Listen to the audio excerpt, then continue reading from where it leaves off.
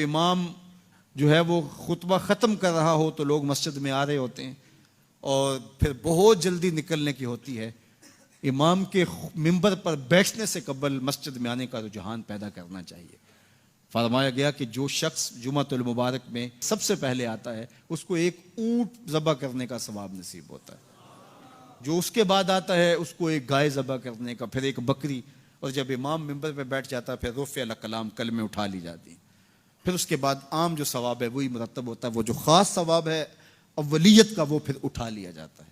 اس لیے کوشش کریں. میں سمجھتا ہوں اس میں ہمارے خطباء کا بھی بہت قصور ہے کہ بعض کا ممبر سے کوئی مربوط گفتگو نہیں ملے گی، کوئی منظم کلام نصیب نہیں ہوگا اور کوئی با مقصد بات لوگوں تک نہیں پہنچائی جائے گی تو لوگوں کی دلچسپی نہیں ہوگی، لوگ پھر دیر سے آئیں گے. ایک تو یہ بات بھی ہے، لیکن دوسری بات یہ ہے کہ ہمارے ہاں عمومی طور پہ اجتماعی رویہ یہ ہے کہ مسجد میں دیر سے جانے کا فیشن.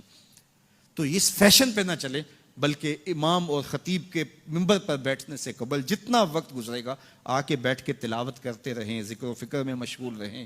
جتنی دیر آپ کو انتظار کرنا پڑے یہ آپ کے لیے خیر و برکت کا ذریعہ ہے. اور پھر آئیں اور پوری گفتگو سنیں اور اس گفتگو کا یقیناً نتیجہ آپ کی زندگی میں مرتب ہوگا. اور اگر آپ سمجھتے ہیں کہ میں بہت زیادہ مصروف ہوں اور کوئی آپ کو کام ہے تو شریعت نے آپ کو اجازت دی ہے کہ آپ لیٹ بھی آ سکتے ہیں.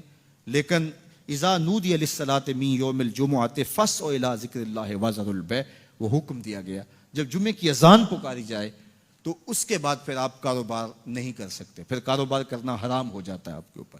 وذروا البیع، پھر خرید و فروخت چھوڑ دو، پھر تم چل پڑو اللہ کے ذکر کی طرف. پھر تمہارے اوپر لازم ہے کہ تم ذکر کی طرف چل پڑو.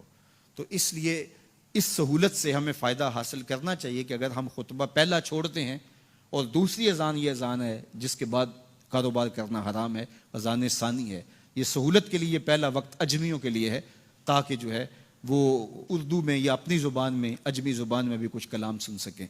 تو اس لیے ہمیں یہ سہولت دی گئی ہے، وہ بہت ضروری کام ہو. تو دین سیکھنے کا یہ کتنا خوبصورت موقع ہے.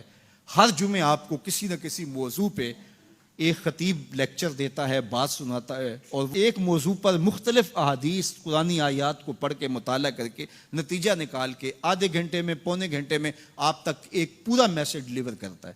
تو اس لیے اس کو بھرپور حاصل کرنے کے لیے اور اپنی نسلوں کو دین سے جوڑنے کے لیے یہ اسلام آج بھی بہت سارے مشقتیں اور بہت ساری سازشوں کے باوجود یہ قائم ہے، اس لیے کہ اس نے خوبصورت ہمیں نظم دیا ہے. محلے کی سطح پہ 5 گانا نماز ہے، علاقے کی سطح پہ جمعہ ہے، سالانہ شہر کی سطح پر 2 عید کے اجتماع ہیں اور عالمی سطح پہ حج کا اجتماع ہے. تو یہ ایک نظم ہے جو ہمیں دیا گیا اور یہ ہمیں جوڑے رکھتا ہے اور یہ ہماری وحدت کی علامت ہے. اللہ تعالی ہمیں 5 گانا نماز کی توفیق عطا فرمائے اور اہتمام کے ساتھ نماز جمعہ کی توفیق عطا